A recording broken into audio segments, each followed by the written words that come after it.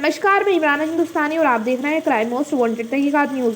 चांदपुर तहसील क्षेत्र में सरकारी भूमि को कब्जा करना मुक्त कराने को लेकर भाजपा नेता व भू माफियाओं द्वारा वन विभाग के कर्मचारियों पर हमले को लेकर पुलिस ने 8 नामजद सहित 16 अज्ञात गंभीर धाराओं में मुकदमा दर्ज करते हुए 2 लोगों को गिरफ्तार किया है।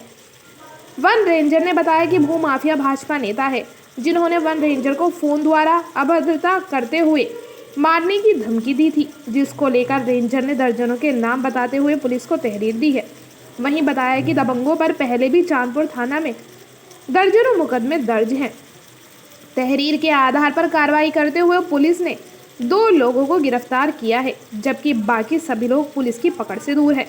अगर सूत्रों की माने तो चांदपुर थाना कोतवाली में ही दर्जनों मामले दर्ज हैं। ये लोग अधिकारियों को अपने दबाव में लेकर आपराधिक मामलों को अंजाम देते हैं। पूर्व में भी ऐसे ही एक मामला SHO कृष्ण मुरारी दोहरे के साथ भी अभद्रता की गई थी, जिसमें मुकदमा दर्ज है। यदि नेता या माफिया अधिकारियों के साथ इस तरह का बर्ताव करे तो आम नागरिकों का क्या होगा? यह सवालिया निशान ये भी उठता है कि अधिकारियों के साथ ये घटनाएं हो रही है। आरोपी का अपराधी इतिहास होने पर भी पुलिस गुंडा एक्ट की कार्रवाई से बच रही है। आखिर क्यों? देखते रहिए क्राइम मोस्ट वांटेड तहकीकात न्यूज। क्या मामला हुआ है जो आपने FIR लिखवाई है?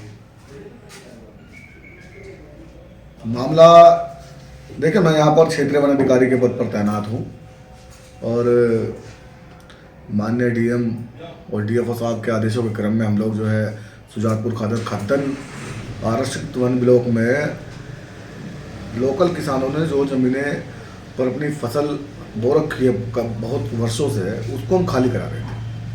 पहले हमारे द्वारा सर्वे कराया गया, सर्वे कराकर सीमांकन क्लियर किया गया।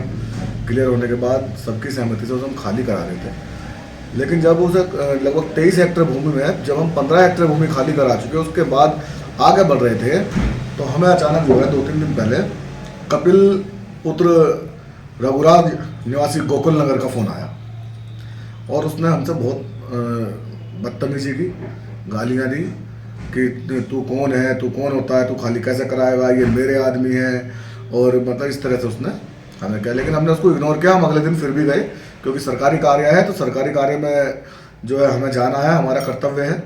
हम लोग वहाँ पहुँचे, वहाँ पर ट्रैक्टर चल रहे थे हमारे। वो अपने कम से कम 50-60 लोगों के साथ आया।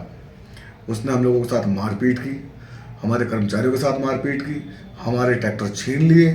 ट्रैक्टर छीन के वो वहाँ से चला गया और जो है वो सारी की सारी भूमि धारा 20 की भूमि है, आरक्षित वन क्षेत्र की भूमि है।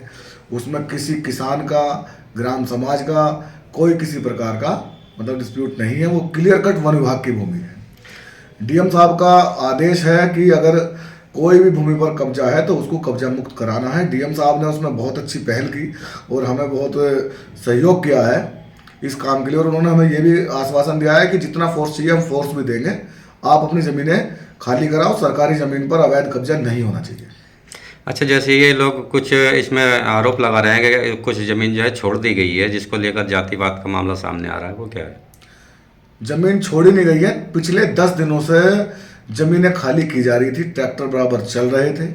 लेकिन जब इनके लोगों की ज़मीनें जुटने का नंबर आया, जो इन्होंने बाहर से बुला के वहाँ पर जो है स्थापित कर दिए हैं, तो तब इन्होंने ये प्रोपगंडा बनाया कि जो है इनकी छोड़ दी है और इनकी जोत दी गई है। इन्होंने हमें काम करने ही कहा दिया पूरा।